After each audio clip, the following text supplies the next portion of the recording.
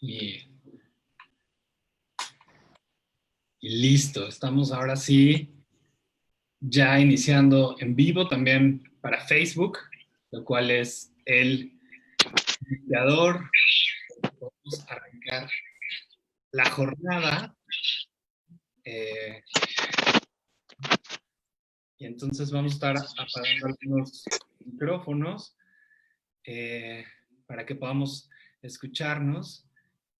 Y bueno, les repito, bienvenidas, bienvenidos a este conversatorio, presentación del libro, que se siente muy cálido porque hay muchas caras conocidas, hay muchas personas cercanas que han dado seguimiento a este trabajo, que quizá publicado entre los dos libros de los que ahora vamos a hablar, lleva 3 años. Sabemos que el recorrido es mucho más grande, el camino de quienes hemos decidido acompañar a las infancias ha sido un camino largo, donde se juntan muchas pasiones desde muchos lugares, y eso es algo de lo más rico de poder estar aquí esta tarde y los siguientes 2 viernes conversando con diferentes autores, autoras, pero sobre todo esto, compartiendo pasiones, y eso nos emociona mucho.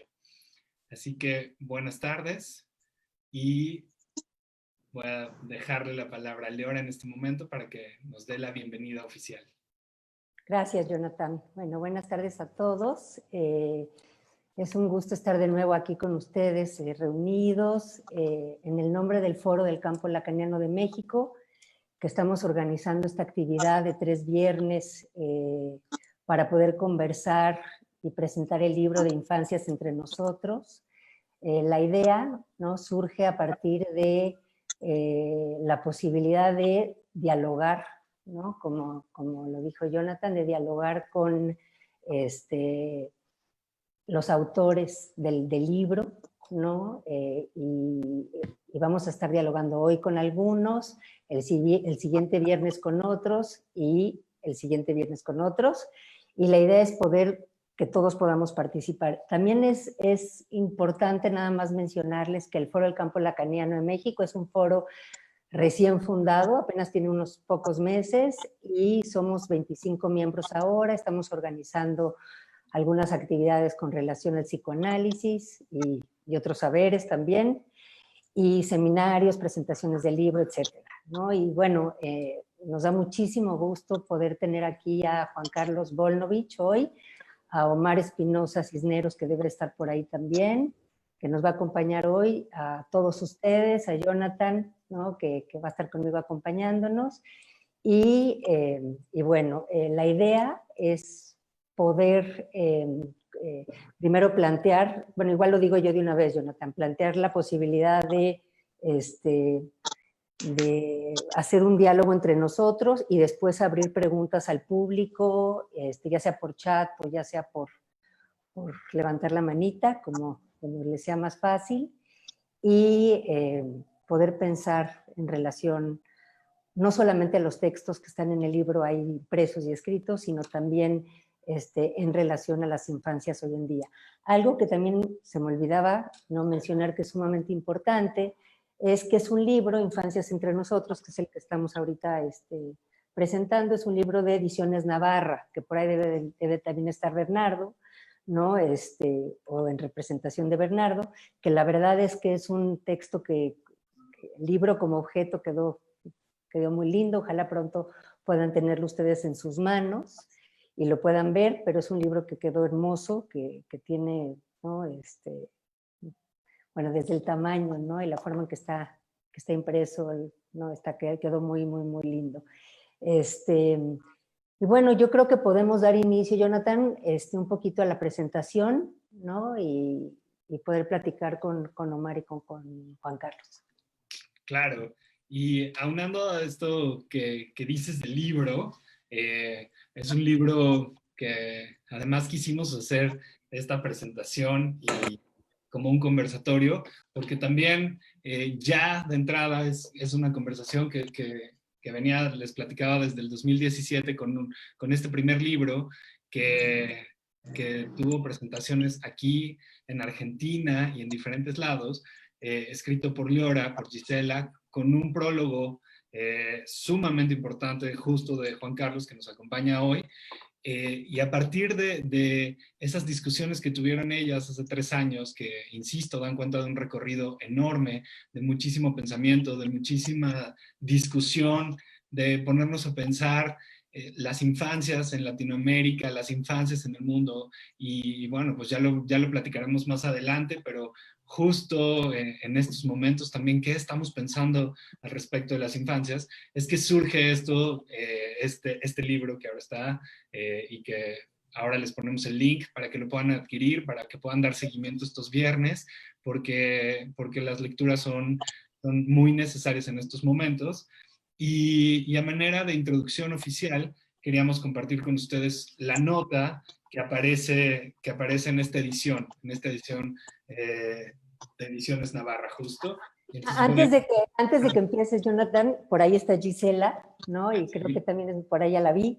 Creo que también es muy importante, antes de que pasemos a leer la nota a la presente edición, que es una segunda edición, este libro, el mero libro, pero creo que es muy importante transmitirles que este libro, junto con el de infancia, surge de una conversación entre Gisela, entre que tuvimos Gisela y yo hace un tiempo ya, por supuesto, como dices tú, Jonathan, con mucha pasión, con mucho deseo de poder plantear lo que son las infancias hoy en día, y es muy, muy conmovedor el poder ver cómo a partir del libro de infancia surge este otro hijito, ¿no? Un hijito muy lindo con relación a ese libro, para seguir pensando en las infancias, ¿no? Para seguir pensando lo que hoy, sobre todo también con lo que hoy estamos viviendo, lo que nos convoca, lo que nos trastoca, lo que nos interpela, la cuestión de las infancias y no solamente las infancias. Gisela, muchas gracias. Adelante, Jonathan. Perfecto, pues sí, insisto, les compartimos entonces esta nota para hacer una introducción. Este texto es el producto de una lectura en donde se cruzan diversas miradas críticas, cuya presencia aparece en la grieta entre la teoría y la praxis. Separación moebiana que en última instancia no es ruptura. En cambio, opera como una complejidad textual que oscila entre las letras y un devenir reflexivo que, ese sí, produce una fractura en los cuadros nosológicos, cuyo monopolio farmacéutico es la antesala de la enfermedad. A diferencia de un texto académico, solemne, en que la introducción operaría como un adelanto de lo que el escrito contiene, considero, y estas son palabras de Liora, que esta nota es, más que cualquier otra cosa, una provocación. De otro modo, estas letras no serían sino un conjunto de abstracts y palabras clave sumadas a sus respectivas conclusiones, tal y como lo encontramos en revistas de difusión científica. Seguir un sendero más o menos definido no es dejarse sorprender. Eso hace gran parte de las psicologías, cuyos artífices insisten en continuar hablando a partir de los beneficios a priori de la experiencia. Introducir, en cambio, no implica exaltar una experiencia, tampoco es abreviar el camino del espectador. En este caso, del o la lectora, que tiene en sus manos este texto. Es tal y como ocurre con una sinopsis.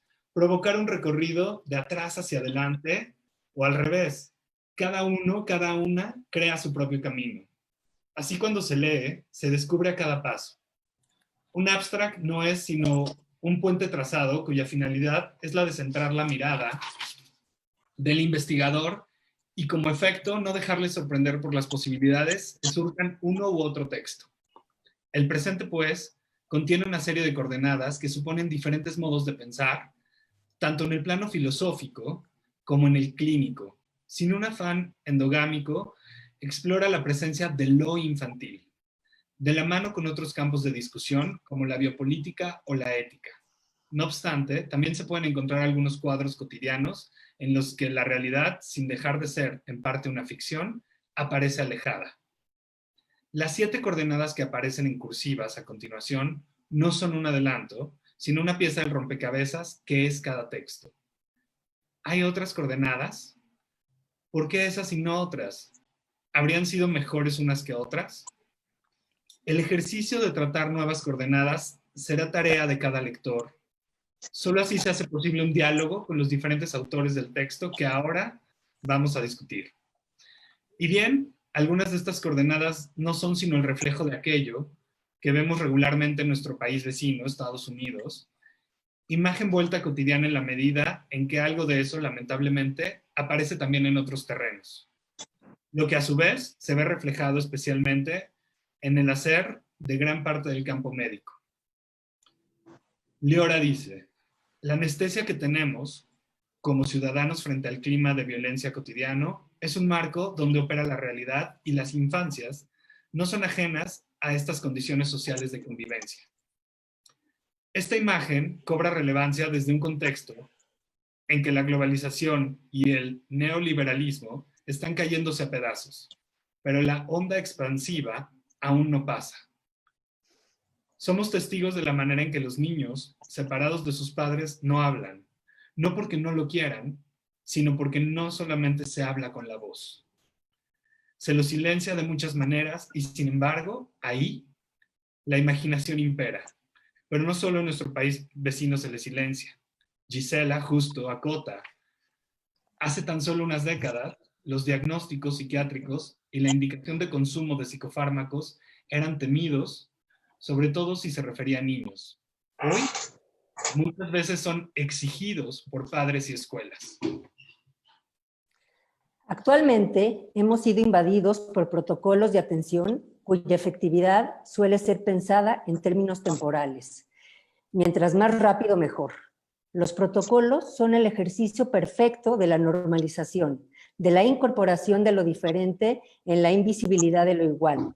Todo lo anterior acompañado por la inercia de la tradición, aquella que jamás se revisa de forma crítica. Damos por hecho acciones, actividades, rituales y creemos que siempre ha sido así. No hemos despertado aún, nos dice Juan Carlos Volnovich. Así, otra vez, volvió a triunfar la consigna de que no hay nada mejor que los niños que las mujeres. Por lo tanto, es un riesgo dejar a un niño o a una niña con un varón. ¿Cuál es la relación entre la figura de varón y el ciudadano?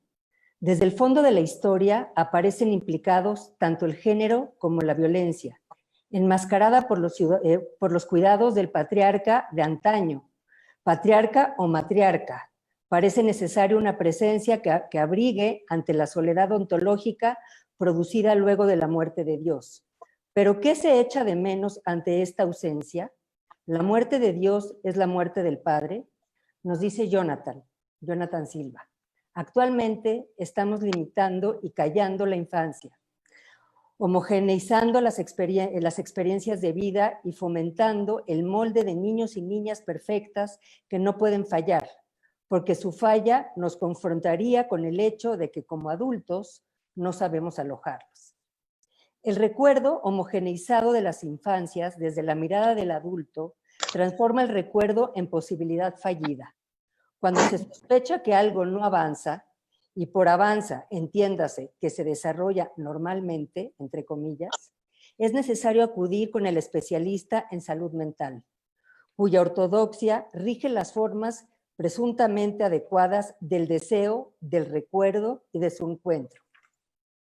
Nos dice David Pavón Cuellar, una pastilla llena de vacío del deseo en la que radica la verdad misma del sujeto, lo verdadero, lo sufrido por el sujeto, cede su lugar a lo alegremente anestesiado, embotado, atontado por los narcóticos. Parece más rentable adormecer el recuerdo, la vida, al niño que grita por todos lados, al adulto que teme a cada paso. Las pastillas no solo nos quitan el sufrimiento, lo normalizan, lo incorporan envenenando a la vida. En este sentido, la psicopatología de la vida cotidiana que Freud vislumbrara a comienzos del siglo XX ha pasado de los actos fallidos a una vida anestesiada. Anestesiar la infancia no es sino el reflejo de la forma en que la biopolítica tiene lugar y cuyos efectos se aprecian en el nacimiento de diferentes normativas, insuficientemente discutidas por los mismos especialistas en salud mental. La diferencia, el gran otro, como lugar de lenguaje, quedan reducidos a lo mismo. Foucault se preguntaba qué era lo que el poder no había logrado normalizar en estas sociedades de videovigilancia. La respuesta es el sujeto. El sujeto resiste, pero no es cualquier sujeto. Son un niño o una niña que juegan como locos. Aprendamos de ellos un poco. Omar Espinosa Cisneros dice: Infancias es un libro de biopolítica, porque nos habla de la producción de ciertas formas de seres humanos, de las que participamos diferentes actores sin advertirlo. Padres de familia, educadores, psicólogos y demás actores sociales forman parte de esta máquina de subjetivante que nos hace cómplices de una relación de dominio en la que el niño, desde el inicio, es considerado como alguien a quien debemos normalizar y formar sin demora. Hasta aquí algunas de mis coordenadas. Será labor de cada quien hacer de las suyas con las suyas. Gracias. Gracias por esta lectura y que insistimos, es la nota que presenta esta edición, pero que específicamente el día de hoy y con los autores invitados a dialogar hoy, surgen cosas muy interesantes, ¿no? Y justo en este último párrafo o en esta última idea que nos compartía Leora de Omar, donde nos dice: Infancias es un libro, Infancias es un libro de biopolítica, porque nos habla de la producción de ciertas formas de seres humanos. Pues sí, algo de lo que traíamos para la discusión del día de hoy, para poder dialogar, es justo para todas estas personas que estamos aquí reunidos, que nos convoca pensar el lugar de las infancias, pensar nuestro lugar justo en cómo participamos como diferentes actores sin advertirlo, decía Omar también, y qué está pasando en estos momentos, ¿no? O sea, ese es uno de los primeros planteamientos. Y además, escuchando también las palabras en Leora de Juan Carlos, me surgía una cosa bien interesante acerca de esto que propone el lugar de los varones, ¿no? Y cómo hoy, en un viernes, estamos reunidos y reunidas, pero para hablar de infancias, del cuidado, del lugar que tenemos, y es muy grato también ver que somos varios hombres, ¿no? Ya, o que parecemos por lo menos, en los videos y en los nombres, pero que estamos ahí tratando de responder algo de esto, de cuál es nuestro lugar, acompañando, alojando esas diferencias, ¿no? Entonces, a mí me surgía esto e invito a que podamos empezar a hablarlo. Ana, a ver, la idea es que la dinámica es que a lo mejor Juan Carlos, Omar, un poco se les convoca a empezar a hablar y que puedan como plantear algunas de las ideas que ustedes desde el texto han planteado, incluso también poder pensar con eso que se escribió en el libro, con eso que se plasmó en el libro, cómo podemos también pensar las infancias hoy en día con esto que estamos viviendo, ¿no? Que es un tema que por ahí a veces ya nos está cansando, pero a la vez nos interpela por todos lados. Y bueno, adelante. Iremos comentando también Jonathan y yo. El número 2. Para mí hoy es una fiesta del número 2, porque son 2 mujeres, son 2 libros y son 2 países. Y creo que el mérito fundamental de este encuentro está dado por eso, por la iniciativa que ustedes llevaron y que me parece fantástica y que celebro. No solo que se hayan podido unir para reflexionar sobre esto, sino que hayan sostenido este proyecto como lo están haciendo, ¿no? De seguir produciendo en ese espacio entre 2 países que incluso a pesar de de estar incorporados dentro de América Latina, somos también dos culturas diferentes, ¿no? Y dos culturas psicoanalíticas diferentes. El psicoanálisis de niños me parece que tiene un lugar muy importante y tiene mucho para decir sobre las infancias. Y hay que reconocer que dentro del movimiento psicoanalítico global ha tenido siempre un espacio muy lateral, muy marginal, porque si bien es cierto que la primera generación psicoanalítica, Freud, fue fundamentalmente de psicoanálisis de adultos y apenas algo de niños, y después vino una segunda generación, Melanie Klein, Anna Freud. Es cierto que después, con Lacan, otra vez el psicoanálisis de niños volvió a quedar reducido y como una subespecialidad que era relativamente ignorada por el psicoanálisis en general. Yo lo tengo muy claro el recuerdo cuando cursaba hace muchas décadas ya los seminarios en la Asociación Psicoanalítica Argentina, pese a que era una época de, donde la teoría fundamental era Melanie Klein, en las reuniones clínicas de la asociación, donde se planteaban casos clínicos de adultos, iba todo el mundo. Cuando se planteaban casos clínicos de niños, iban solamente los psicoanalistas de niños, que eran siempre muy reducidos, y eran mujeres, claro, ¿no? Con respecto a la globalidad de los psicoanalistas que estaban en la institución. Entonces me parece que el psicoanálisis de niños tiene un lugar protagónico dentro del psicoanálisis, y que puedan rescatarlo, y rescatarlo de esta manera es muy significativo y sobre todo muy meritorio, ¿no? Yo, por ejemplo, claro, como soy muy viejo, empecé a trabajar con niños hace muchísimos años, hace muchísimas décadas, en otra época donde las circunstancias eran diferentes.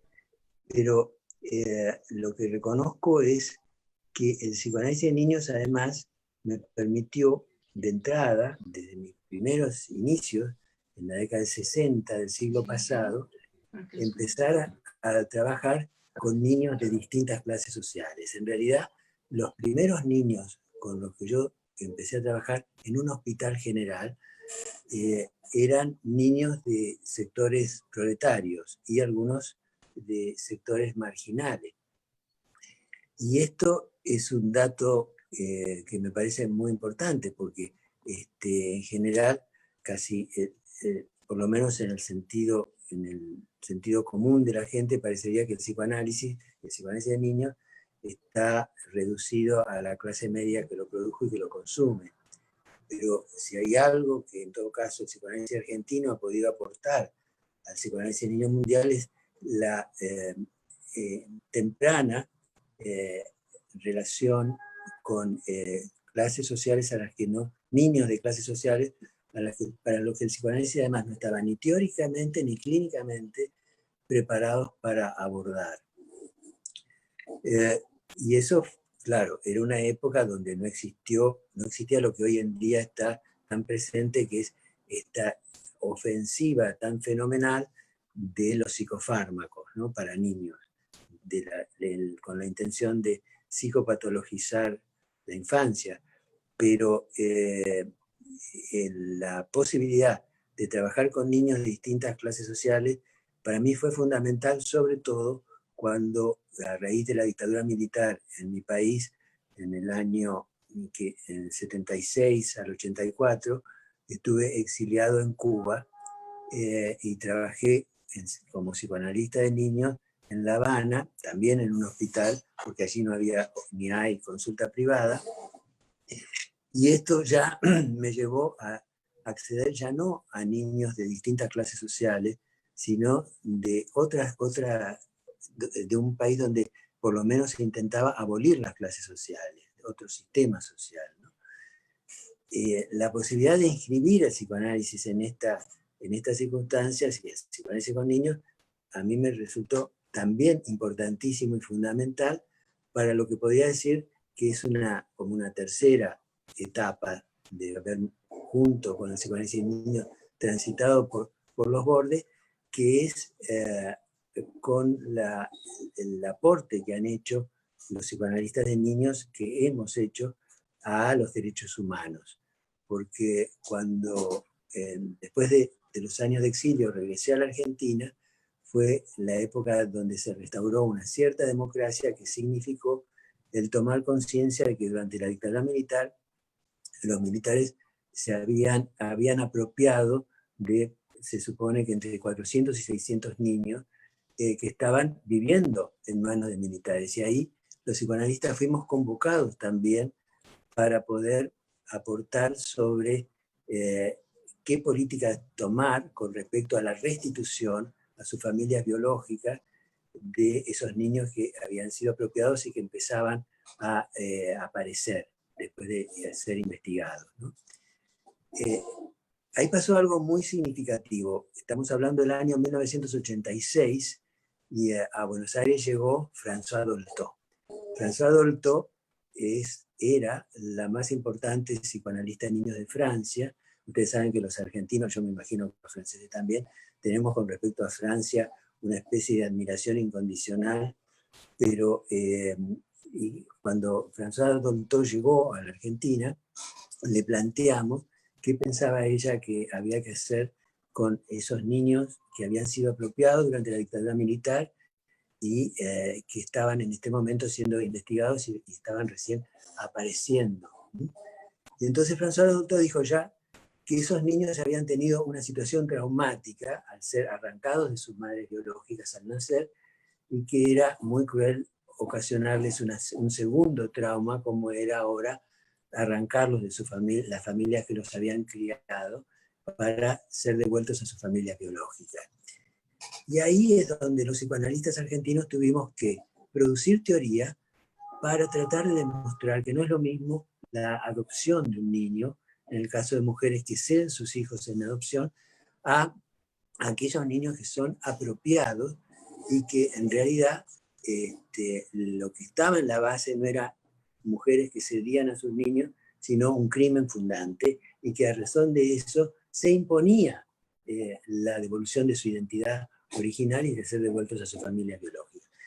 Y esto fue muy importante porque era como confrontar con toda una producción psicoanalítica metropolitana, central, y felizmente François Dolto después reconoció que efectivamente ella se había equivocado y que teníamos razón, y eso fue la razón por la cual Abuela de Plaza de Mayo desde entonces trabaja en la restitución de niños que ahora, claro, ya no son niños, ¿no?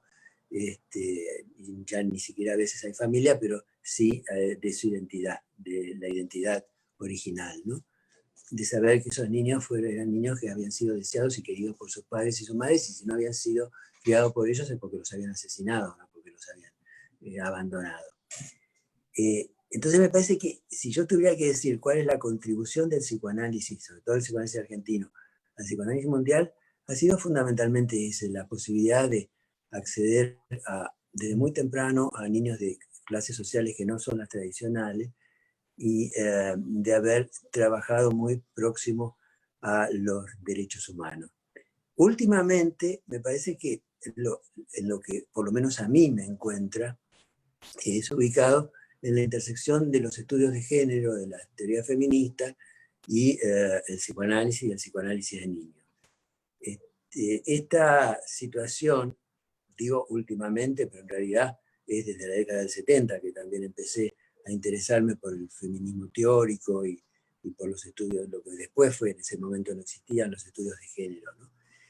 Y entonces el aporte práctico es una reflexión sobre la importancia que tiene efectivamente el padre en la crianza de los niños, de los niños y de las niñas, desde los primeros momentos de nacido.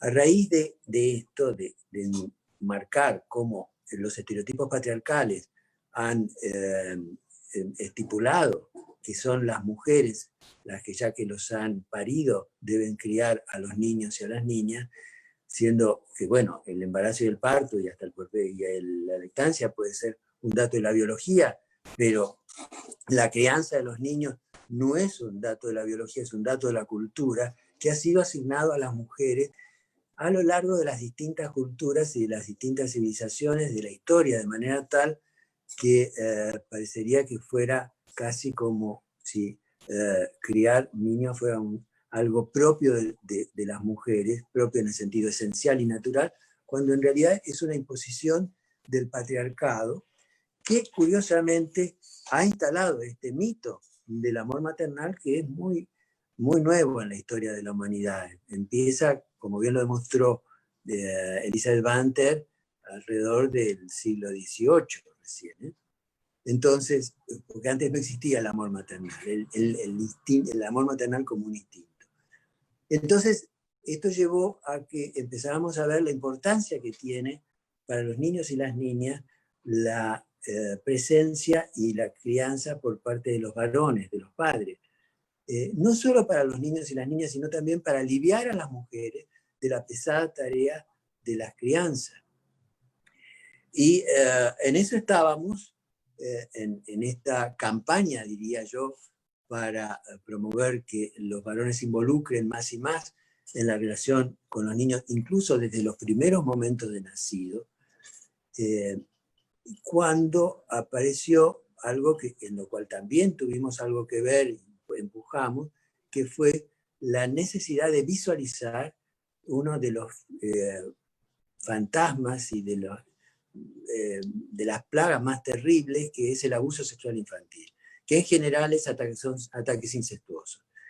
Entonces, en nombre de que los sectores más progresistas nos hemos dedicado a eso, a tratar de denunciar el abuso sexual infantil y a tratar de visibilizar de manera tal que eso tuvo su efecto, porque efectivamente se sabía, todo el mundo sabía que en las iglesias, que en las escuelas religiosas abusaban de los niños y de las niñas, y sobre todo de los niños, pero eso quedaba generalmente tapado, encubierto, cuando las denuncias se hacían muy evidentes, desplazando a los curas o a los religiosos de ese lugar y poniéndose en otro, hasta que finalmente la Iglesia aceptó que ese es un problema y es un problema muy serio, pero que no solo es un problema de la Iglesia, es un problema también del fútbol y es un problema de todas las mafias que en realidad están dedicadas a la trata de personas, que en general es trata de mujeres y niños para la prostitución.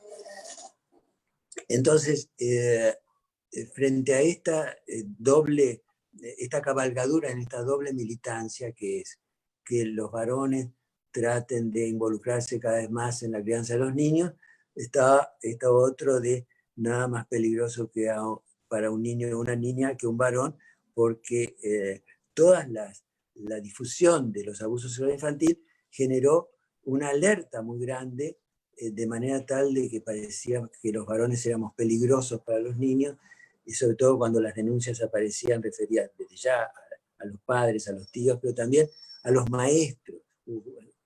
Fue tan difícil convencer en las escuelas que aceptaran maestros varones en las escuelas escuela primaria, ¿no? En la educación inicial, y resultó de que eso se convirtió en una situación muy contradictoria, porque si por un lado veíamos que eso era peligroso para los niños, por otro lado pensábamos que lo mejor que podía pasar era que los padres estuvieran en contacto con el cuerpo de los niños. Bueno, a todo eso también hubo que dar respuestas teóricas y respuestas clínicas, y como psicoanalistas tuvimos que trabajar mucho para poder justificar estas dos campañas que parecería que son en sí mismas contradictorias, ¿no? Y en todo caso me gustaría que sigamos conversando a ver qué es lo que sale. Sí, sí. Muchas gracias por este recorrido y por estas puntualizaciones así tan específicas, ¿no? Me encanta escuchar esta tercera etapa que nos compartes hoy, Juan Carlos, de decir, el psicoanálisis da estos aportes a los derechos humanos y con este recorrido que haces es interesantísimo. Y retomando lo que pones, ¿no? El texto que Juan Carlos comparte en el libro, se llama El género en cuestión, donde hace toda esta reflexión acerca del lugar del varón en el cuidado de los infantes. Y ya lo leerán, ¿no? Porque es un texto que genera muchas preguntas. Y en este recorrido que haces, yo tengo una pregunta a propósito de esta última etapa que mencionabas y la teoría de género, porque pones en el texto, está escrito tal cual, dice, los hombres no podemos gestar en nuestro interior un bebé. Y eso ahora, justo con la teoría de género, con las perspectivas, pensándolo desde lo trans, pues ya nos genera a los psicoanalistas, a las psicoanalistas, pero a la sociedad misma, preguntas, ¿no? Porque hoy podemos ver hombres gestando bebés en su interior y pensando y obligándonos a repensar esto de la figura del varón al cuidado de lo infantil, ¿no? A mí me interesaba escuchar también y poner esto sobre la mesa, porque sin duda la figura del varón para el cuidado de lo infantil está teniendo muchísima más relevancia y sobre todo ahora que, como Beatriz Preciado o Paul Preciado menciona, este golpe narcisista donde ya no podemos pensar solamente en lo binario del hombre-mujer, sino justo introduce toda esta posibilidad que viene a romper con la perspectiva que se ha tenido históricamente, donde sí estamos viendo hombres gestando bebés, ¿no? En su propio cuerpo, y eso nos abre un panorama inmenso para, como lo dijiste en este recorrido, que otra vez el psicoanálisis pueda producir teoría, que otra vez el psicoanálisis pueda estar a la altura de la época y tener respuestas en esto que se está demandando. Entonces, digo, yo lo pongo ahí sobre la mesa, Omar ya está por acá también y ahora Tengo un comentario para hacer sobre esto antes de pasar. Con el nacimiento de Louis Brown, el primer bebé nacido en probeta en la década del 70 del siglo pasado, comenzó todo un proceso por el cual el cuerpo de la mujer quedó desligado de la procreación. Empezó ahí a desligarse la biología del nacimiento de los niños, de manera tal que podía haber bebés de probeta y no era. Ya los bebés se fabricaban en un tiempo que no era el de la relación sexual y en un cuerpo que no era el de la madre. Lo que sucedió a partir de ahí con los bebés de probeta o los bebés que nacían a partir de estas experiencias de desligar el cuerpo de la madre de los bebés, fue algo muy particular, que es lo siguiente: esos bebés que nacían eran criados por mujeres. Entonces, otra vez, quiere decir que la cultura, las costumbres, los usos y costumbres son hasta más poderosos que la propia biología. De manera tal que ahí tenemos los psicoanalistas que decir algo sobre el superyo, que es el que se encarga de que se perpetúen esos usos y costumbres. Los varones incluso eran varones que podían tener niños, pero una vez que los tenían, o recién los criaban mujeres. Recién hoy en día a lo mejor eso está apenas, y en algunas experiencias de esas que salen en los diarios, empezando a cambiar.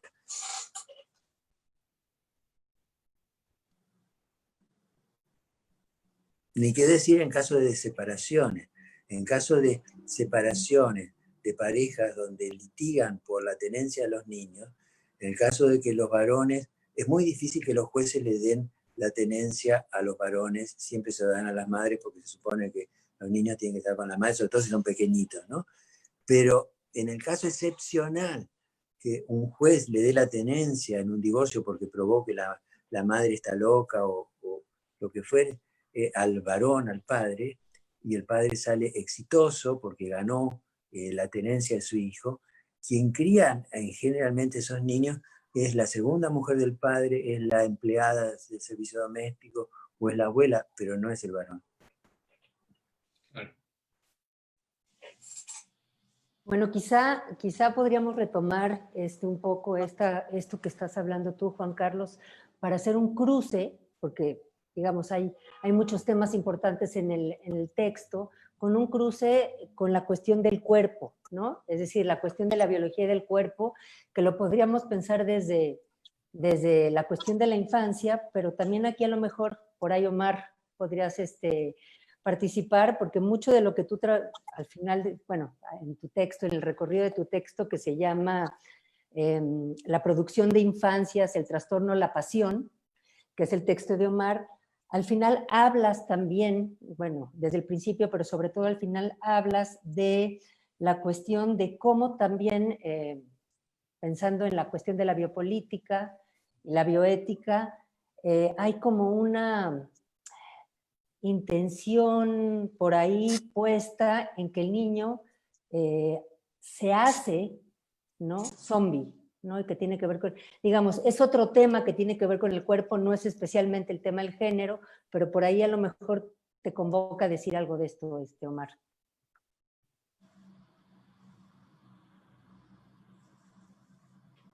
Sí, ¿qué tal? Buenas tardes. ¿Me escuchan bien de entrada? Porque ¿se escucha bien?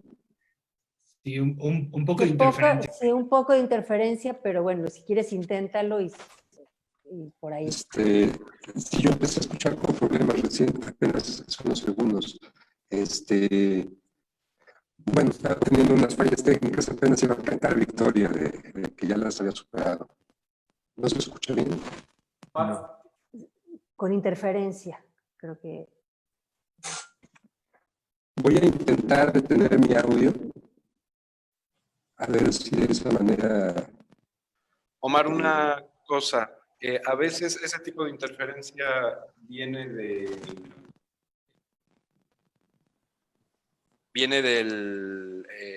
micrófono. Si desconectas tus audífonos, quizás tanto tú escuchas mejor como nosotros te escuchemos a ti.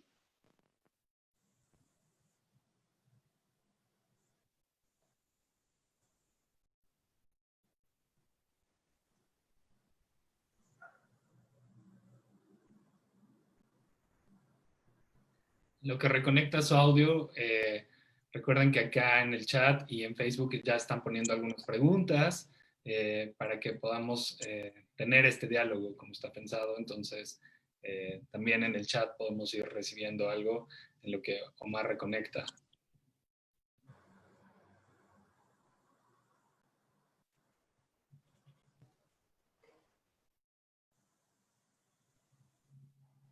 Quizá mientras reconecta, a lo mejor podríamos plantear alguna pregunta, Jonathan, y seguir conversando, y en el momento que aparezca le damos la palabra. ¿Cómo ves?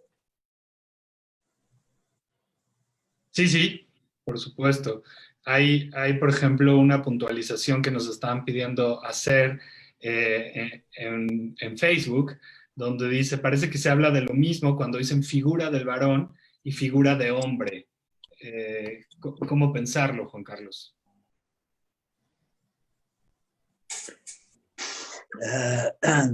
A veces sí, a veces no. No es lo mismo. Pero bueno, porque a veces cuando se habla de hombre, se habla también de la humanidad, ¿no? Por eso, para salir de la confusión de hombres y mujeres, prefiero, elijo a veces hablar de varones, ¿no?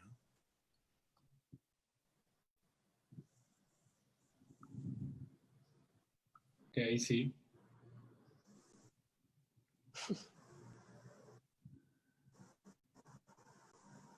Y bueno, parece ser que sí, Omar estuvo teniendo muchísimos problemas durante... De todas formas, hoy en día, esta diferencia hombre-mujer está como pasada de moda. Más bien son personas, porque las diferencias de género y las diferencias sexuales, por supuesto que no solo están dejando de lado esa lógica binaria, sino que además está viéndose toda la carga ideológica que tiene la separación entre hombres y mujeres, sobre la cual asentó justamente el patriarcado y las diferencias y la esclavitud de las mujeres.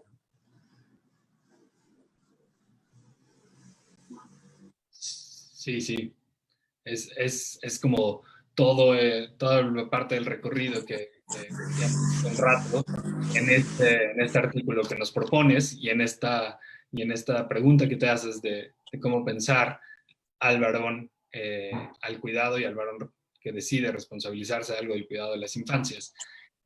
Les decía que Omar estuvo teniendo varias dificultades técnicas durante la primera parte, creo que ahí está tratando de conectarse, pero esto que planteabas, Leora, si quieres, lo podemos ir desarrollando en lo que llegan preguntas acá y seguimos revisando. Sí, sí, quizá valdría la pena ir lanzando algunas ideas también con relación a lo que aparece en el libro y convocar al público para que también pueda apuntarse si es que tiene ganas de hacer preguntas. Yo pensaba a lo largo de, digamos, que en la medida en que fuimos armando el libro, Gisela y yo, y que fui como leyendo cada uno de los textos, hay como puntos interesantes. Cada texto es muy diferente, es muy interesante, como por ejemplo Juan Carlos está trabajando esta cuestión del género, pero a la vez los otros textos tienen que ver también con el niño, digamos, lo resumo así, el niño como, si lo pensamos como un paradigma, ¿no? Se arma a partir de un número indeterminado de discursos, es decir, el niño es un efecto, una consecuencia de diversos discursos, los cuales estructuran un cuerpo, pensando un cuerpo niño, una racionalidad niño, incluso enfermedades niño, ¿no? O sea, cómo finalmente todos estos discursos hacen, moldean el cuerpo del niño con todas estas características. Y todo esto, que tiene que ver un poco con lo que Juan Carlos dice, para armar posteriormente un adulto en potencia, ¿no? Es decir, potencial adulto es un hombre, una mujer grande, cómo la sociedad va como tratando de moldear en ese cuerpo del niño lo que va a ser en potencia a futuro, ¿no? Entonces, la infancia pulsa, ¿no? Para no saber, y pensándolo desde el mismo concepto de infans, ¿no? Infans, el que no habla, ¿no? Esa imposibilidad de hablar. Entonces, por un lado, tiene que ver con eso que pulsa para no saberse. Esa infancia lo podríamos pensar como el inconsciente planteado por Freud, en tanto nos remite a ese no saber de la sexualidad y la muerte, ¿no? Cómo la infancia misma nos remite a esas incógnitas, a esas imposibilidades que tienen que ver con la sexualidad y la muerte. Entonces, justamente como recabando un poco de todos estos textos, ¿no? La infancia ha sido confeccionada, si es que lo podemos pensar así, como desde una doble posición, ¿no? Y aviento esto como para pensarlo entre todos, compadeciendo al niño en tanto que es depositario de lo infantil, pero también colocándolo en el lugar de extranjero, ¿no? De extraterrestre, ¿no? Por decirlo de alguna forma, o de un mal salvaje, ¿no? ¿Para qué? Lanzándolo hacia el exterminio de sí o de lo que queda como rastro de la infancia. Entonces, ante esto, no queda más que plantear otra tercera cara, no solamente dos, sino tres. Es decir, compartir el deslumbramiento por no saber nada de la infancia, es decir, aceptar o asumir que no sabemos de la infancia, es decir, que la infancia, ¿no?, pertenece también a estas imposibilidades junto con la sexualidad y la muerte. Entonces estamos hablando de sexualidad, muerte e infancia como tres incógnitas, como tres preguntas que nos planteamos como imposibilidades de lo humano. Entonces son enigmas, ¿no?, que también nos invitan a crear, a pensar, ¿no?, porque tienen en sí mismo ese potencial mítico de lo que implica la creatividad y de la ensoñación, ¿no? Si tomamos un poquito a Bachelard por ahí, ¿no? De la ensoñación. Pero la pregunta que yo hago, que quiero lanzar, ¿no?, y como para pensarla es, ¿cómo no caer en una romantización de la infancia? ¿Por qué caemos siempre en pensar que la infancia es armonía? ¿Por qué siempre pensar que la infancia tiene que ver con un romanticismo? ¿Por qué siempre pensar cuando en sí mismo la infancia es compleja y está llena de angustia y dolor, ¿no?, pero también de pasión, amor, odio, ignorancia, ¿no? Todas estas cuestiones que de alguna manera están ahí en potencia, porque como dijimos, ¿no? Bueno, como lo planteamos al principio, todos estos textos tienen que ver justamente con el pensar al niño como un paradigma que es arrojado por los diversos discursos epocales, por los diversos discursos de la historia. Y también ahora, ¿no? ¿Cómo pensar ahora la infancia cuando antes de la pandemia, ¿no? Por ejemplo, los mutismos o los autismos eran una forma de ver ciertas problemáticas graves, ¿no? Diagnosticadas, y ahora la forma de vivir es autística. No digo autismo, pero sí es autística. En sana distancia, en aislamiento, vuelvo a insistir, no es confinamiento, sino desconfinamiento. Como dije, no estamos confinados, sino estamos sinfinados, ¿no? Estamos sin fin en una cuestión, jugando un poquito con el significante. Entonces, bueno, esto es lo que yo invito a reflexionar, ¿no? Me parece una cosa muy interesante. Además, yo sí quiero insistir en esto que estás diciendo, ¿no?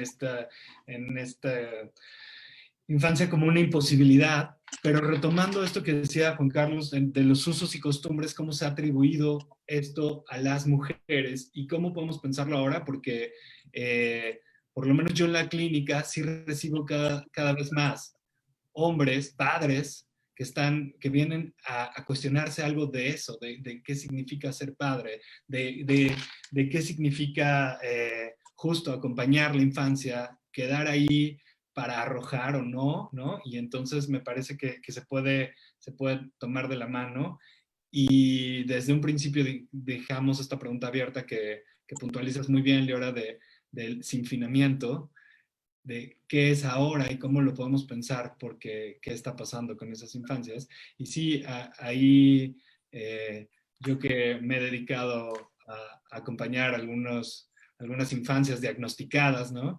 Alguna vez me tocó convivir con una terapeuta que hablaba sobre estos trastornos de integración sensorial, donde decía, es que a mí me encanta trabajar con los padres hombres, porque son terapeutas innatos y necesitamos que avienten, que den ese input más grande. Y eso me hacía mucho pensar en este acompañar y en cómo habría una diferencia, sobre todo en esto que mencionaba Juan Carlos de los usos y costumbres. Creo que lo que estamos entretejiendo tiene mucha tela donde cortar, así que pues los escuchamos, les escuchamos, las escuchamos y vemos si en Facebook también hay preguntas al respecto sobre estos planteamientos que hace Leora, que está puntualizando, que resultan muy interesantes. Incluso quizá también para invitarlos, valdría la pena pensar una idea que a lo mejor por ahí podemos también replantearla, así como el virus ahora, ¿no? El niño es la representación del extranjero familiar, así como el virus, ¿no? Empieza a ser ese extranjero familiar y un poco para pensar si es posible escucharlo en línea, ahora que tenemos problemas con la línea, ¿no? ¿No? ¿Qué juegos seremos capaces de inventar, ¿no? Para poderle darle lugar a esto? ¿No es acaso el psicoanálisis, ¿no? En este momento un ejemplo de sometimiento a estas formas que ante la peligrosidad del virus aclaman porque los medios de la psicopolítica y la biopolítica le prestan la posibilidad de seguir ejerciendo su técnica y mantenerla vigente? Digamos, yo planteo un poco esto porque estamos hablando del libro, pero también estamos hablando de biopolítica y estamos hablando también de psicopolítica, ¿no? Remitiendo a Byung-Chul Han, ¿no? Y bueno, son preguntas que atraviesan el texto, porque si bien tiene que ver con la presentación del libro, tiene que ver a partir del libro lo que hoy en día eso nos interpela. Sí, por aquí hay ya un comentario que dice, pienso que al infante se le echa a un lado de muchas maneras, que por ser niño, él aún no da cuenta de muchas cosas como la separación de los padres, la muerte, y que lo dejan de lado como si no tuviera algo que decir. Lo llevan a terapia porque él es el que está mal, porque necesitan que los padres necesitan que se cure, ¿no? Aunado a esto que estás diciendo, es justo esta extranjería, ¿no? Dejar ese lugar, pensar el lugar y que se le está dejando ahora a la infancia, con esto que comenta María del Carmen.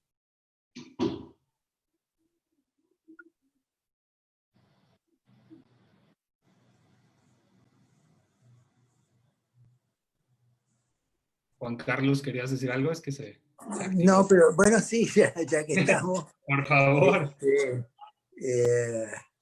Sí, mientras Omar sigue trabajando, a ver si logra entrar. No, a ver, lo que yo puedo ver, sobre todo teniendo en cuenta la pandemia y el aislamiento. En la Argentina, por lo menos, la medida del aislamiento como único recurso para luchar contra el virus se ha tomado muy en serio. De manera tal de que han tomado medidas de aislamiento, el gobierno tomó medidas de aislamiento muy severas desde hace mucho tiempo, desde marzo, y eso, por supuesto que hay transgresiones, pero en general se ha cumplido. ¿Qué significó el aislamiento? Significó que se rompió con la distribución de los espacios tradicionales. Si se supone que las mujeres estaban en la esfera doméstica y los varones en la esfera pública, el aislamiento significó el reducir la esfera pública, los trabajos en la calle y confinarlos en el hogar. Entonces, en el hogar donde las mujeres están de locales y los varones juegan de visitantes, ¿no? Entonces, y los niños. Esto trajo aparejado situaciones que ya son estadísticamente problemáticas, que es un aumento de la violencia doméstica, un enorme aumento de la violencia doméstica y un aumento del abuso sexual infantil, que como todo el mundo sabe son intrafamiliares.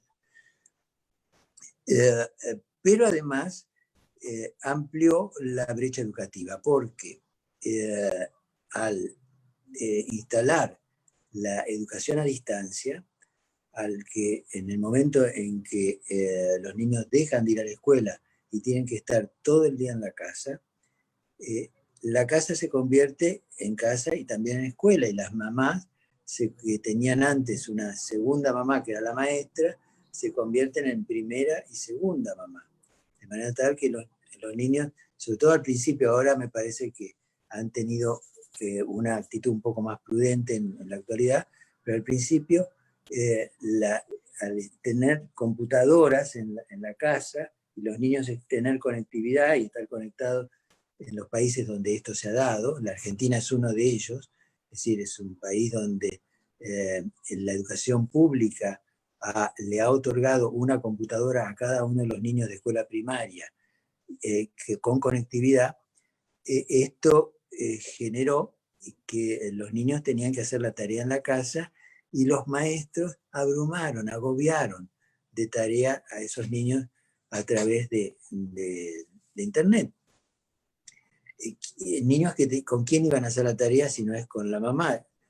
En el caso de que esos niños pertenecieran a familias acomodadas con padres ilustrados, bueno, es probable que esos niños tuvieran una ventaja con respecto a aquellos que se crían en hogares donde los padres o son analfabetos o semianalfabetos y no están en condiciones de acompañarlos en las tareas de escolares. Y eso me parece que está fomentando y ampliando una brecha muy grande entre los niños de clase media acomodada y los niños de sectores más marginales. Distancia que justamente la escuela pública, que en la Argentina es una tradición muy honrosa, había tratado de disimular, había tratado de atenuar, ¿no? Porque todos los niños en la escuela en la Argentina, desde la época de Sarmiento, la escuela es pública, gratuita y obligatoria. Sí, sí. que es una situación similar a la de acá y que da mucho para pensar. Hay una mano levantada, pero antes de pasar, nada más quiero leer un comentario al respecto de esta pregunta que nos hacía Liora. ¿Cómo no caer en una romantización de la infancia? Lisa nos contesta muy cierto al decir que debemos dejar de romantizar la infancia, puesto que es una de las etapas más difíciles. La vulnerabilidad del menor y la ausencia de los padres nos ha traído escenarios tan crueles como lo es la participación de los niños en el narcotráfico, ¿no? Algo que pasa mucho acá en México. Necesitamos visibilizar y afrontar cara a cara la verdadera situación de la infancia. Gracias, Elisa, por tu comentario. Y Gisela, te cedo la palabra.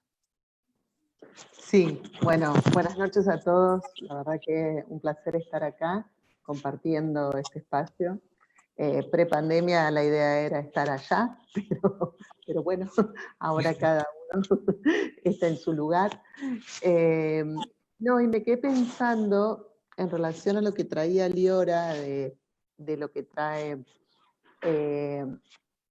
nosotros acá en Argentina lo llamamos, se llama aislamiento, ustedes más confinamiento, sinfinamiento, y me quedé pensando en la cuestión de los niños muteados. ¿Sí? Ya no estamos hablando del mutismo electivo, ¿no? O selectivo, sino que estamos hablando de niños muteados, ¿no? Y digo, porque hoy la escuela, cuando funciona en general con niños muteados, ¿no? Y muchas veces escucho en mis pacientes, ¿no?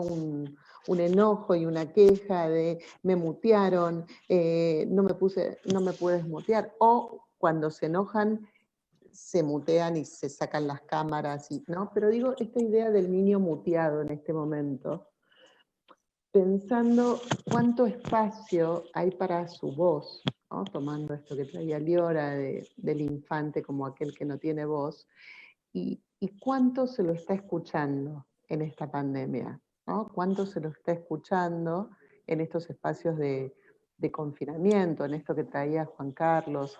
Aumentaron las violencias domésticas, aumentó el abuso sexual sobre las infancias. A mí no me gusta tanto hablar de infantil, ¿no? Me gusta más pensar el abuso sexual sobre las infancias, contra las infancias, ¿no?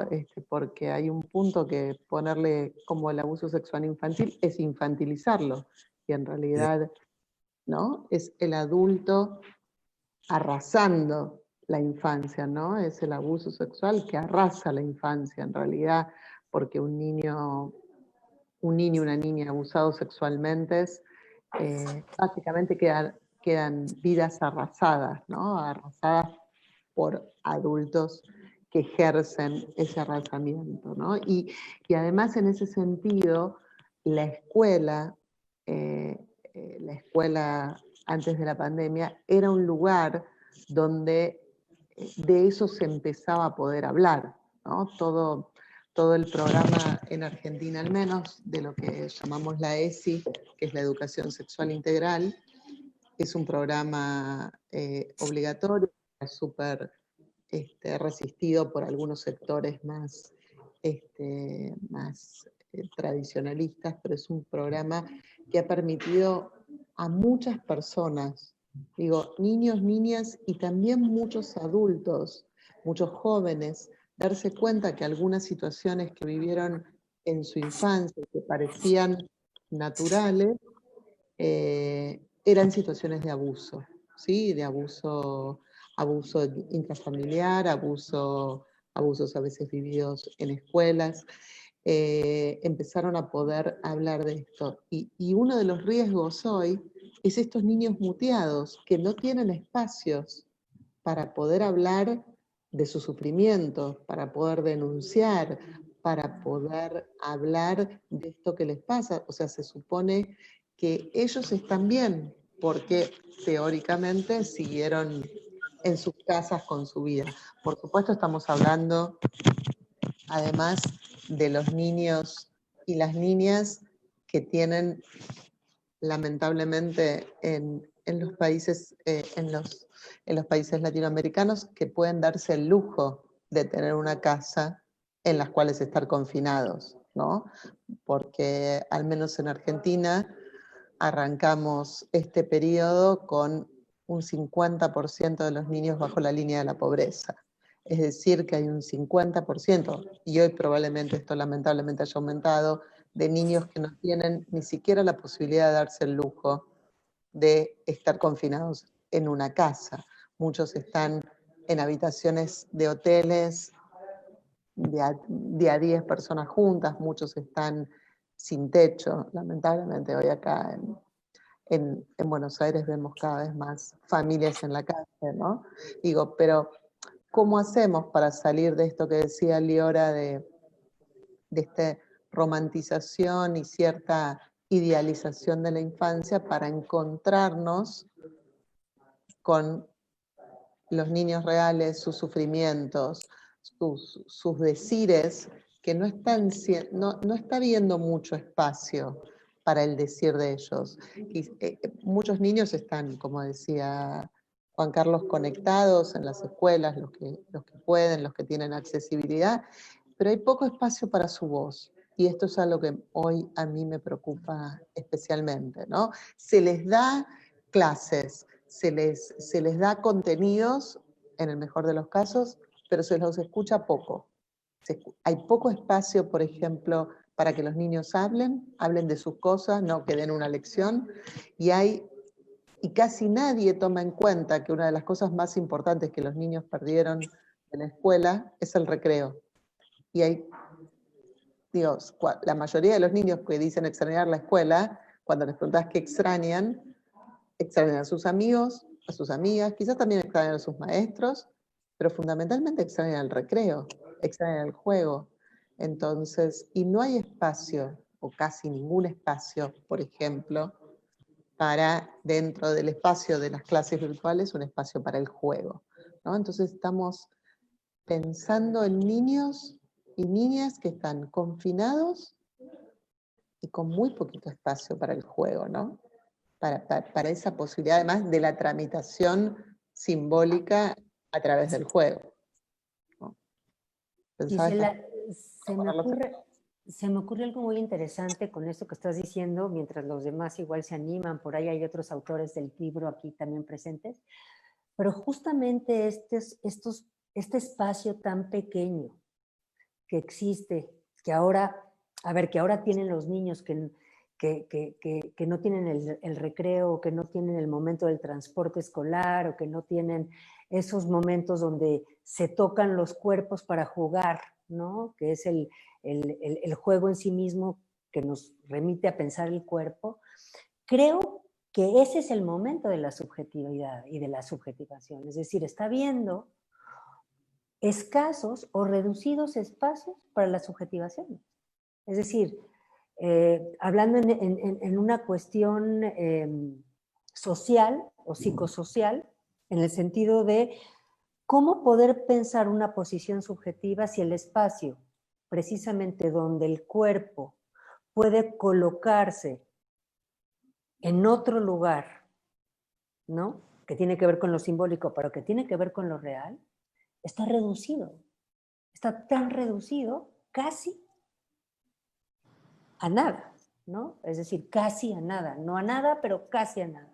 Entonces, la pregunta nos empuja a decir, bueno, ¿qué pasa con esa subjetividad de los niños que a partir de colocar el cuerpo, ¿no? O de convivir con los cuerpos en ese otro lugar, ¿no?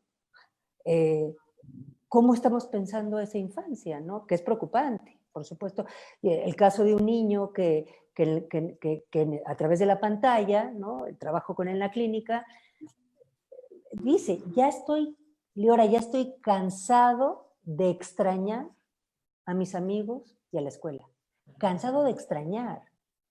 No, es muy interesante la frase, ¿no? Porque no es solamente ya estoy cansado de estar aquí en casa y tal, que eso sí, pero ya estoy extrañando tanto que entonces ya no tengo espacio para más, ¿no? En ese sentido. Entonces, son frases que llaman mucho la atención, clínicamente hablando, y que si le damos un otro lugar, nos remite, ¿no?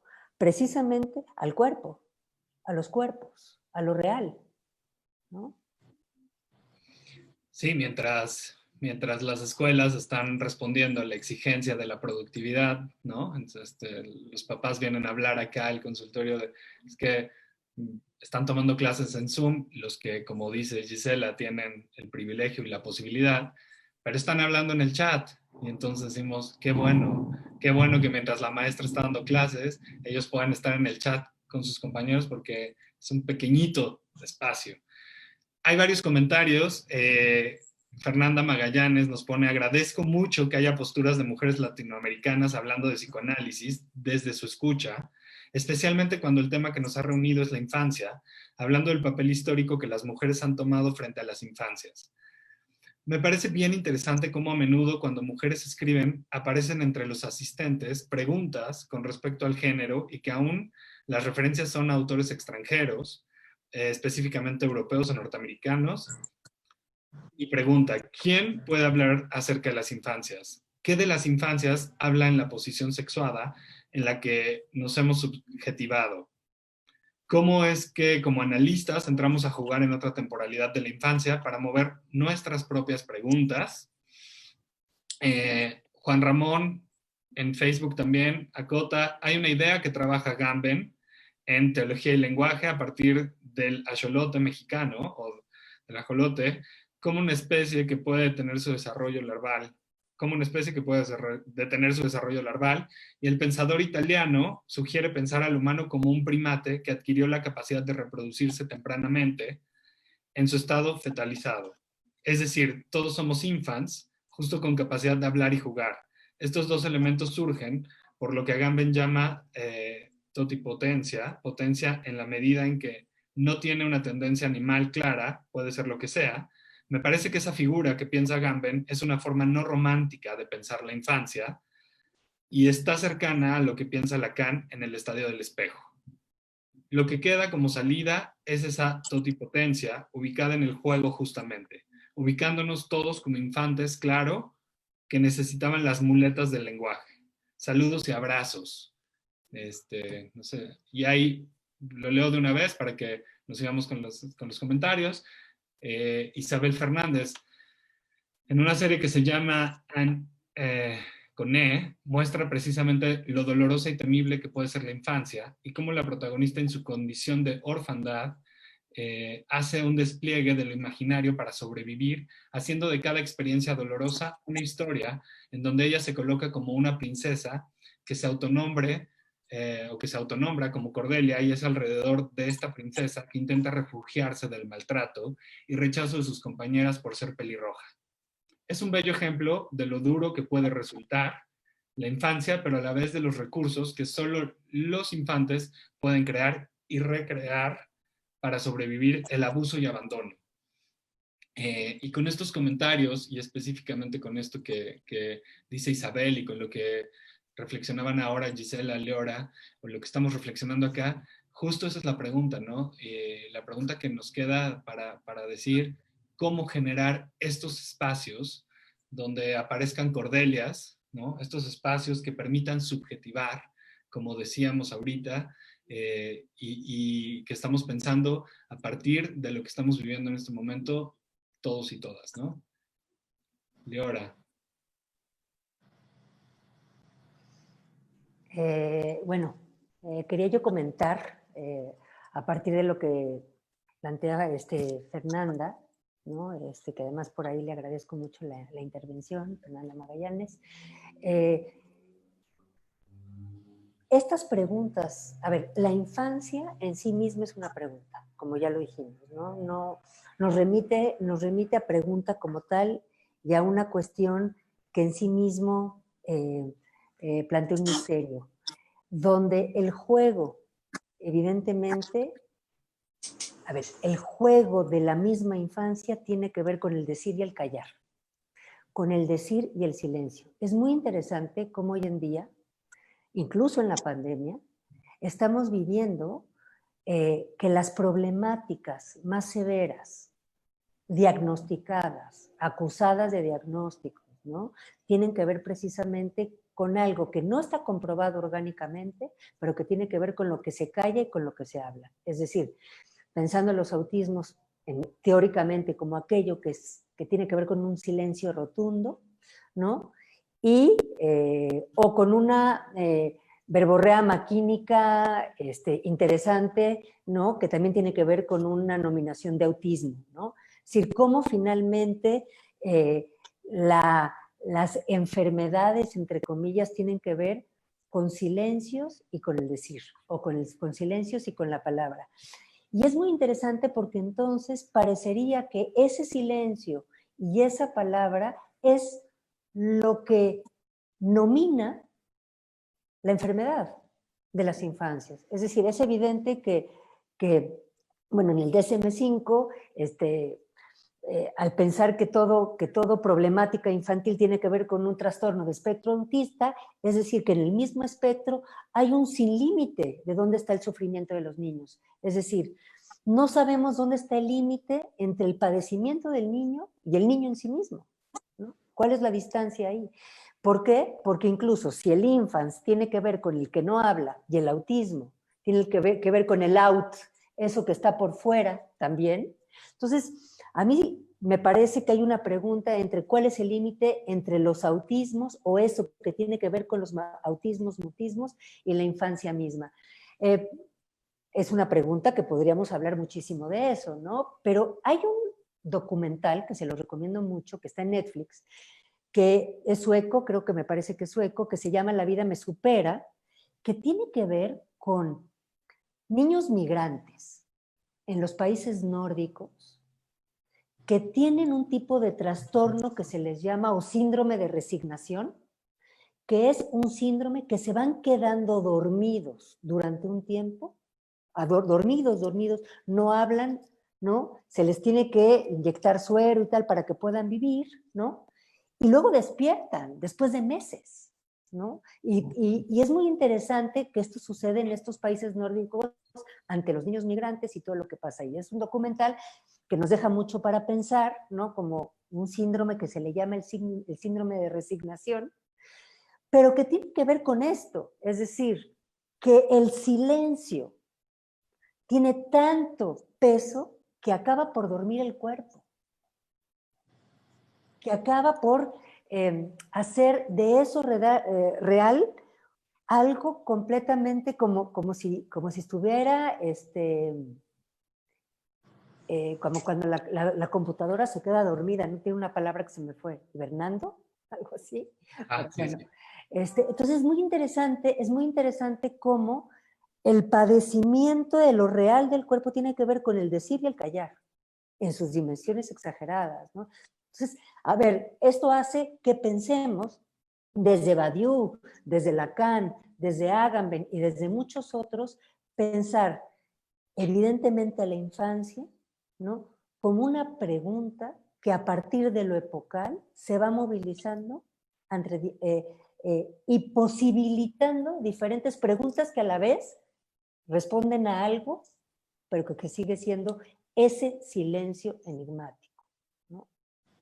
Y creo que otra vez, ¿no? El texto, si bien no tiene que ver con la pandemia, tiene que ver con la pandemia, ¿no? Es decir, la pandemia como un momento epocal, ¿no? Catastrófico, Exacto. catastrófico.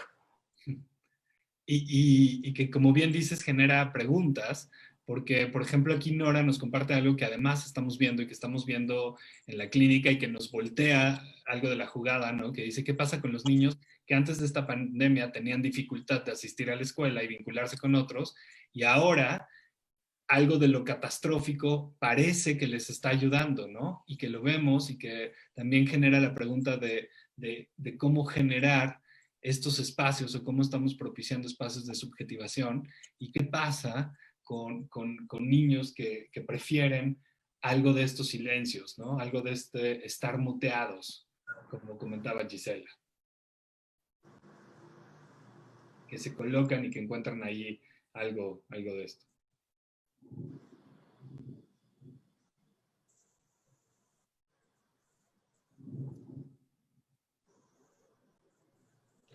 Sí, es cierto que hay niños, niñas, hay adolescentes, incluso hay muchos adultos a los que este confinamiento, este aislamiento en algún punto los benefició. ¿no? En el sentido de que les sacó quizás un montón de presiones sociales que les aparecían en la circulación, que les aparecían en el forzamiento a la exogamia que es la escuela, ¿sí? Los fuerza a salir, ¿no? de lo intrafamiliar, de las casas.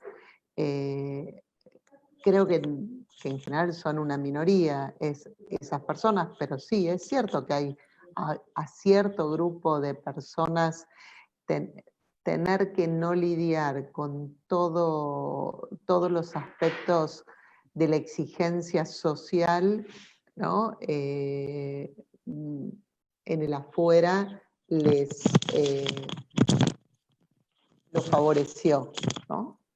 Y que incluso yo tengo muchos papás de esos niños preguntándome que su preocupación no es lo que está pasando ahora con el niño o la niña o el adolescente, sino qué va a pasar cuando después tenga que volver a la escuela, estando que está tan, tan cómoda o tan cómodo en este confinamiento, ¿no? Entonces sí, es cierto que hay algunos que esto les sucedió. Hoy creo, digamos, coincido con Juan Carlos, que me preocupan más en ese punto, en el hoy, en los que en la situación intrafamiliar su situación empeoró y empeoró gravemente porque están expuestos, mucho más expuestos y sin ninguna posibilidad de salida a las situaciones de abuso, a las situaciones de violencia, ¿no? Y por otro lado también a lo que traía antes Juan Carlos en relación al peso que tienen hoy las mujeres, ¿no? En esta cuestión armada culturalmente, donde estamos todos en casa, pero las mujeres, digamos, duplicaron y en algunos casos triplicaron su trabajo, ¿no?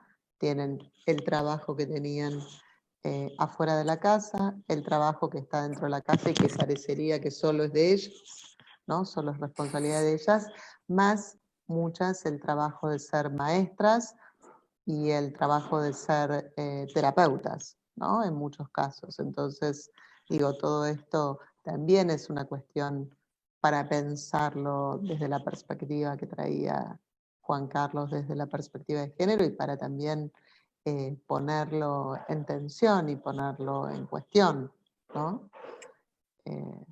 Digo, Sí, sí. Suena como estas preguntas que van a estar acompañándonos estos días a propósito del texto. Hay una mano levantada de Verónica. No te oímos, pero...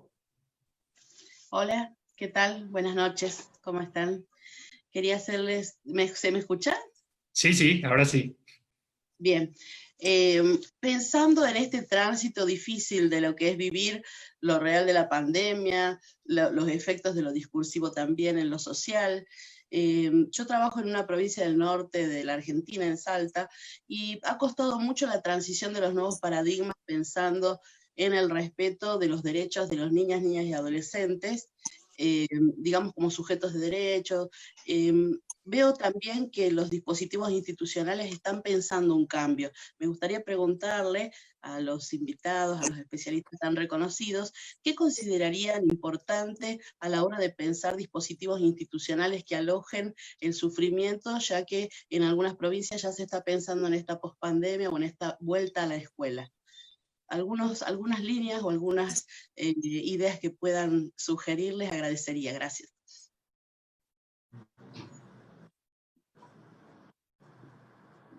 Sí, justo es la pregunta que nos planteábamos, ¿no? ¿Cómo generar estos espacios? Pero acá Verónica le aumenta cómo pensarlo institucionalmente, darle ese lugar de permitir un espacio de subjetivación. Y bueno, por ahí Juan Carlos, Gisela, que están más familiarizados con la institución allá. No sé si tengan algún comentario.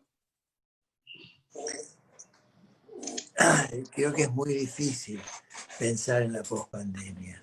Me parece que todo lo que pensemos está dentro del nivel de la incertidumbre, ¿no? Me parece que justamente lo que sería más interesante es pensar en este presente continuo, este presente que se estira y que tiende a justamente abolir el futuro, a impedir la posibilidad de futurizar, de pronosticar, de hacer proyectos. Y me parece que, a ver, yo les digo lo que me pasa a mí personalmente. Cuando yo tengo sesiones por videollamada, por Skype, por Meet o por cualquiera de estas aplicaciones, me doy cuenta que todavía tenemos un sistema relativamente precario, pero que es muy probable que esto con el tiempo tienda a familiarizarse y hacerse mucho más accesible, mucho más sin corte, sin que pasen cosas como lo que pasó ahora con Omar Espinosa, donde todo sea tan natural y tan fácil. Imagínense si aparece el 5G, todo va a ser maravilloso, y a veces pienso, qué bueno sería que no haya cortes, los beneficios de la técnica ayuden a que las comunicaciones sean más fáciles.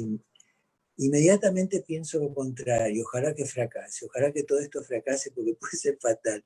Si esto como prueba piloto triunfa, es muy probable que todo lo que sea la educación a distancia triunfe, y la escuela como institución donde se espera, esto que preguntaba la compañera de Salta, qué dispositivos puede haber en las instituciones, van a ir desapareciendo las escuelas, como van a ir desapareciendo los hospitales, porque la medicina también va a ser una medicina a distancia, el trabajo va a ser teletrabajo, y entonces esto que la pandemia instaló, que es una prueba piloto de confinamiento que supuso el uso y abuso de la educación a distancia, del teletrabajo, de la terapia a distancia, del psicoanálisis online, me parece que puede ser fatal. Por lo tanto, le digo, tengo la ambivalencia de ojalá que mejore y ojalá que fracase. Claro. Me parece muy interesante la pregunta, coincido con Juan Carlos. Por un lado, es difícil pensar el futuro, ¿no? Hay muchos, desde muchas instituciones y muchos lugares convocándonos para pensar el después, y coincido con Juan Carlos en que es muy difícil, porque en realidad el después no es eso que va a venir después. Es lo que tenemos que construir, y lo tenemos que construir entre todos en el hoy, ¿no? Y yendo específicamente a tu pregunta, yo pensaba varias cosas en relación a lo que planteé antes de los niños muteados, ¿no?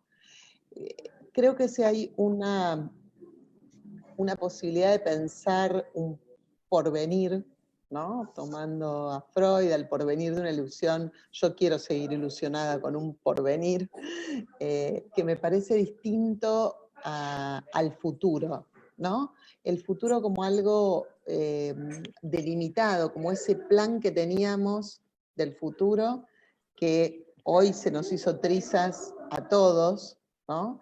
Y pensar, pero espero que no se nos haya hecho trizas el porvenir de una ilusión, ¿sí? La ilusión de que podemos estar mejor, la ilusión de que en algún punto podrá mejorar y en algún punto espero que no, coincido con lo que dice Juan Carlos, pero creo que ahí, no sé, para mí el punto fundamental es esta idea de poder pensarnos entre todos, ¿no?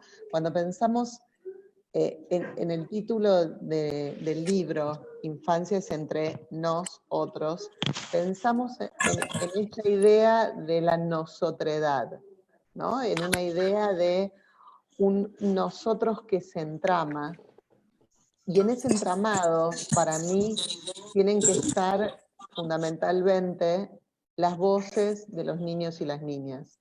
Y creo que si nosotros tenemos que pensar cómo sería, digamos, cómo sería esta escuela del porvenir, yo creo que la mayoría de los niños no va a querer una escuela a distancia, ¿sí?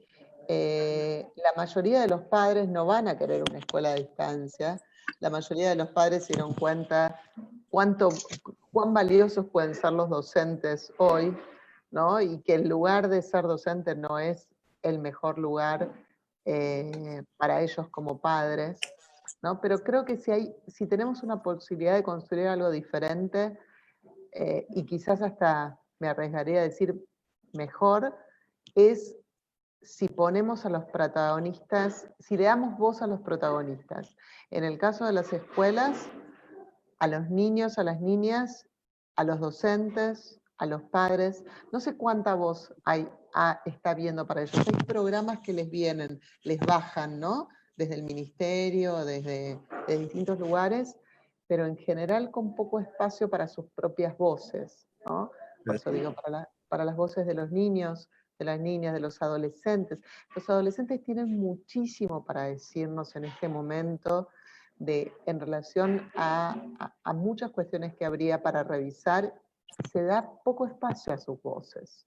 Y creo que eso es lo que en muchos casos los tiene más angustiados, y los tiene más muteados, y los tiene más refugiados en ciertas corazas autistas, ¿no?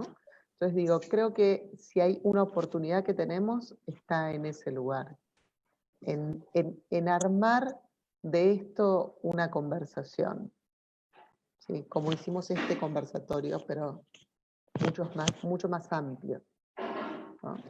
Totalmente de acuerdo, totalmente de acuerdo. Si hay algo nuevo, no va a ser lo que nosotros hagamos con los niños o los adolescentes, sino si hay algo nuevo, va a venir de preguntarle a los chicos y a los adolescentes cómo vivieron esto, cómo se sienten, a quiénes extrañan, preguntarles a ellos.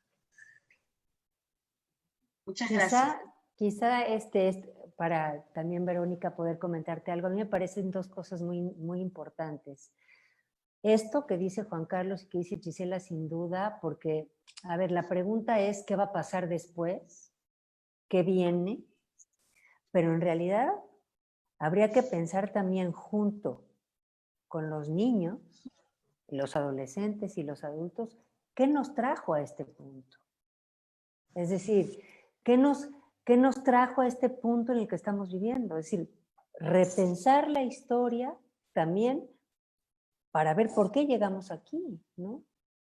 Y por supuesto no solamente en términos sanitarios, sino, ¿no?, en todo el cruce de los discursos. Y por el otro lado, pensando también en la institución como tal, hablábamos en algún otro seminario de este cruce o esta diferencia o esta distancia entre lo que es conectividad y comunicabilidad. Porque una cosa es estar conectados y otra cosa es estar comunicados y hacer lazo, ¿no? O sea, no por estar conectados, que ahora todo es virtual y todo, estamos comunicándonos, ¿no? Estamos intercambiando, y que ahí tendría que ver la subjetividad. Entonces, ¿cómo colocar? Aquí sí los factores sí alteran el producto. Es decir, si ponemos primero la conectividad y después la comunicabilidad, estamos en otro lado, pero si ponemos primero ese lazo, esa comunidad, ¿no?, de comunicación, y después hacemos conectividad, podríamos pensar la escuela y la pedagogía desde otro lado, ¿no? Y creo que ahí también habría mucho que hacer, ¿no?, para pensar. Yo agregaría esto a lo que dijo Gisela y a lo que también planteó Juan Carlos. Bien, gracias. Muchas gracias. Sí. Dar voz queda como un compromiso, pero entendiendo como esta voz o dar voz, un compromiso de encontrar ese lugar que permita la subjetividad. Omar Espinosa nos está escuchando, nos manda un gran comentario, pero Omar, vas a estar aquí también en 2 viernes, entonces dejemos tus aportaciones para más adelante, porque sé que tienes mucho que decir. Ceci Rojas, un saludo, dice: hola, buenas tardes. Siguiendo lo que comentan, creo que hay que tener cuidado en construir una vida a distancia, porque como mencionan, la subjetividad del niño se va construyendo a partir del contacto con su y otros cuerpos, ¿no? Esto que tanto hemos dicho y hemos estado reflexionando acá.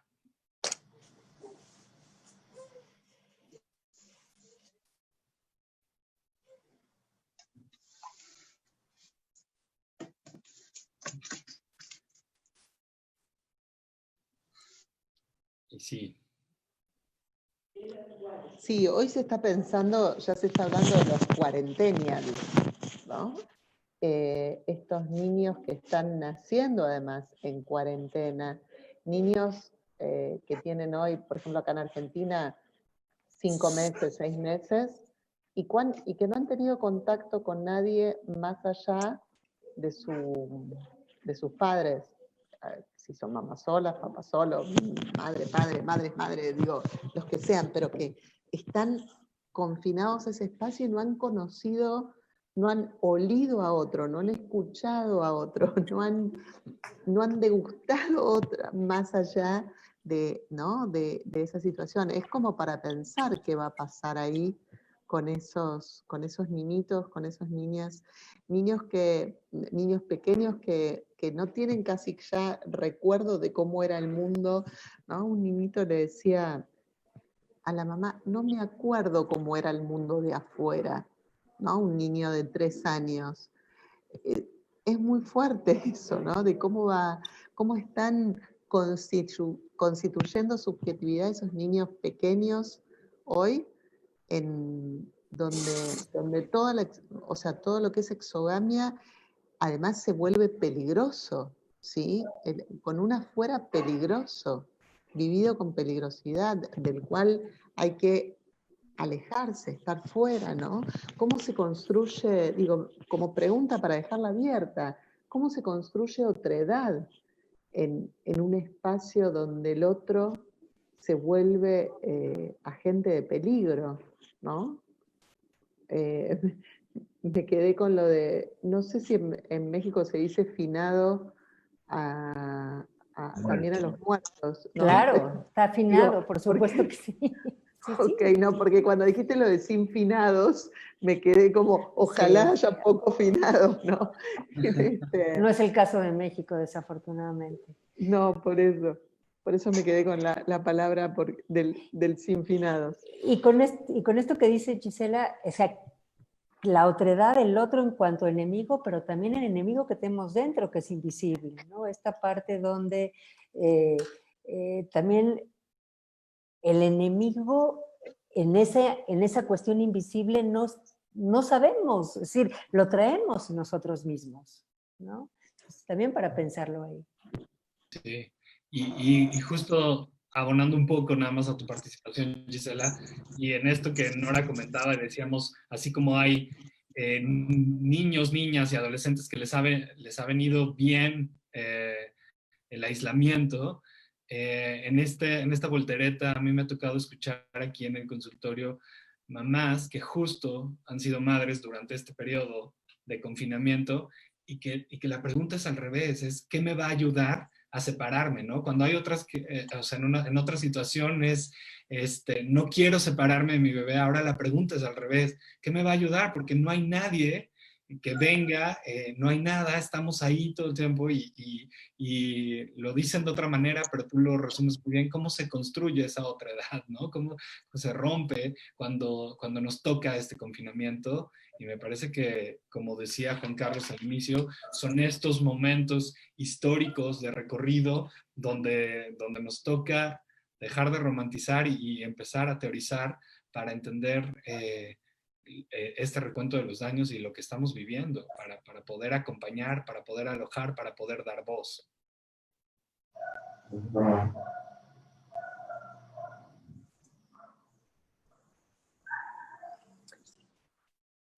Creo que hay muchas preguntas que se quedan abiertas. Quizá vale la pena que las guardemos por una semana. El próximo viernes seguiremos hablando de esto y dentro de 15 días, es decir, el 7 de agosto y el 14 de agosto a la misma hora, en el mismo canal, estaremos conversando, seguiremos conversando sobre estos temas. Están cordialmente invitados todos. Juan Carlos, ojalá puedas acompañarnos, Gisela, a ver si Omar puede ahora estar aquí con nosotros en 8 días y en 15 días y poder plantear, Pablo, por ahí, que puedas estar. Por ahí también está Carlos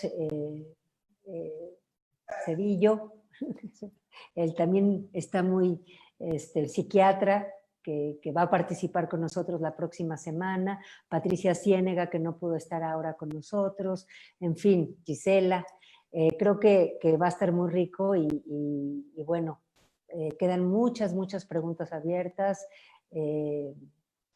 Agradecemos, ¿no? Y bueno, si tienen alguna otra pregunta, por ahí podemos hacerla, y si no, podemos ir cerrando, ¿no? Y dejarlo para dentro de 8 días. Y a nombre del foro, bueno, creo que no hay ninguna otra pregunta, ¿verdad? Por ahora. Ok. A nombre del foro, ¿no? Del foro del Campo Lacaniano de México, que organizamos este evento, Ediciones Navarra, ¿no? Ediciones Navarra, quien es el editor del libro de Infancias entre Nosotros, a todos los autores del texto, a ustedes que están aquí con nosotros acompañándonos, especialmente a Juan Carlos, Gisela, Omar, que no pudo estar, Omar Espinosa, que pues nos está viendo por ahí, bueno, que sí está, pero por fuera en el Facebook. En fin, muchas gracias por su participación y pues nos vemos aquí dentro de 8 días a la misma hora. Gracias. ¿Algo más, Jonathan? No, gracias. Pues, bueno, gracias a todos por estar. Muchísimas nos quedamos gracias. con preguntas y... Están todas apuntadísimas, ya están aquí para abrir el próximo viernes con esas preguntas. De acuerdo. Tenemos... Gracias. Gracias a todas, a todos y nos vemos pronto.